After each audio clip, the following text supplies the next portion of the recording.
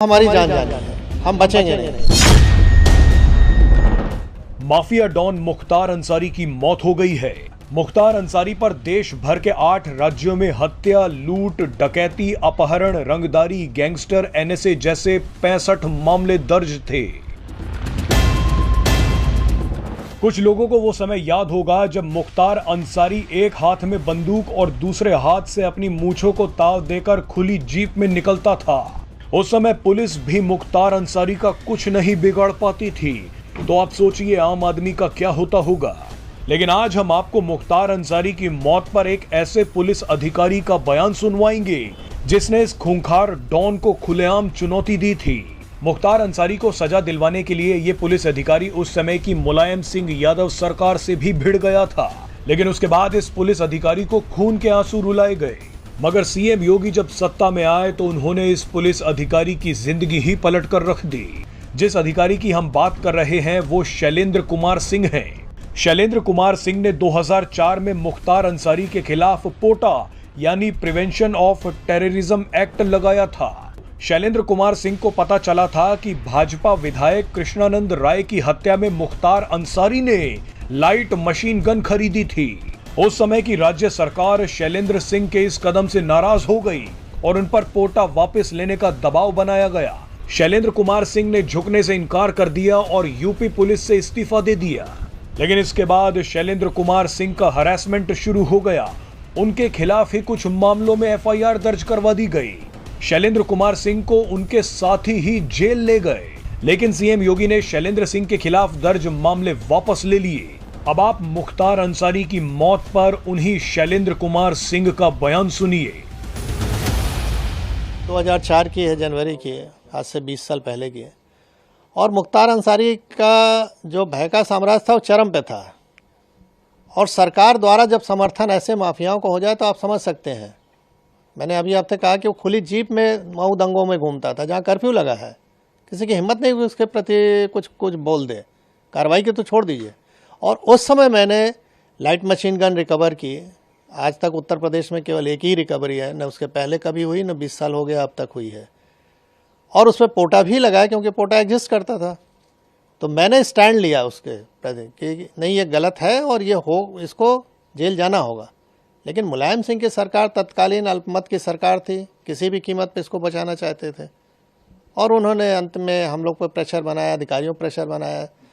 जब कोई नहीं सुना तो आईजी जोन जो थे उनका ट्रांसफ़र, डीआईजी रेंज का ट्रांसफ़र, एसएसपी एसटीएफ हमारे थे उनका ट्रांसफ़र। और अंत में ऐसा माहौल बनाया गया कि मुझे भी रिज़ाइन करना पड़ा 15 दिन बाद ही।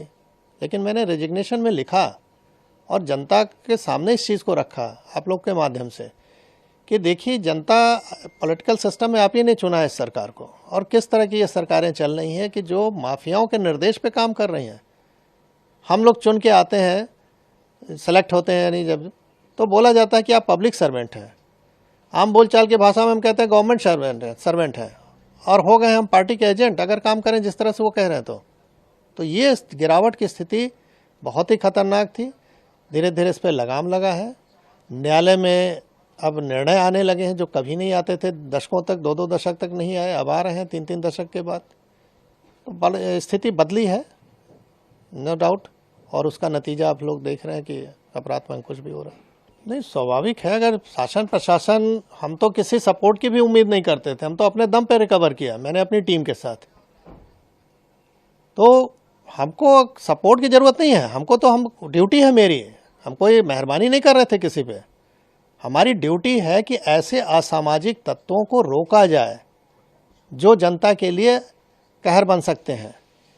तो मैं तो अपनी ड्यूटी कर रहा था। अगर मुझे ये ड्यूटी केवल करने दिया जाता, मुझे सपोर्ट की कोई ज़रूरत नहीं। सपोर्ट तो सिस्टम बना हुआ है गवर्नमेंट के कि हमको फोर्स दे रखा है, हमको आर्म्स एम्युनिशन दे रखा है।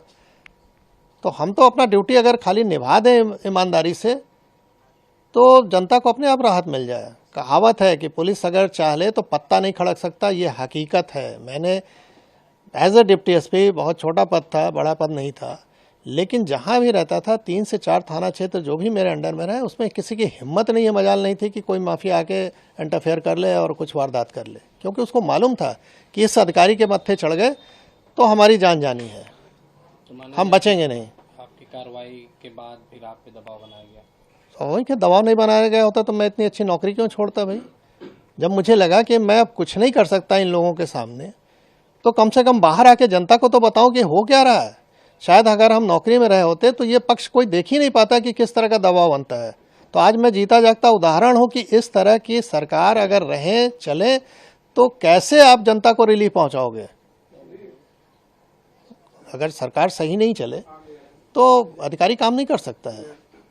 तो मैं बाहर आके इस चीज़ को रखा, जान जोखिम पर अपने डाला, परिवार की जान जोखिम में डाला। स्वाभाविक है कि अच्छी नौकरी के बाद हम कहीं अगर नौकरी प्राइवेट भी ज्वाइन करने तो इनके कॉल चले जाते थे कि इनको निकालिए अपने यहाँ से। किराए का मकान नहीं मिलता था, रात में सामान कहीं लेके रख दिया तो सवेरे वहाँ से खाली करना पड़ता था। तो ये सब चीज़ें देखी, लेकिन अब उस पर ज़्यादा नहीं बोलना है। हाँ, ये है कि जो जैसा करता है वैसा उसको भोगना पड़ता है। ऊपर वाले के यहाँ देर है अंधेर नहीं है। 20 साल का समय लगा, लेकिन वो अपनी मौत मरा। जो डर दूसरों पे कायम किया था वो डर उस पर हावी हो गया और अंत में हार्ट अटैक से उसकी मृत्यु हुई।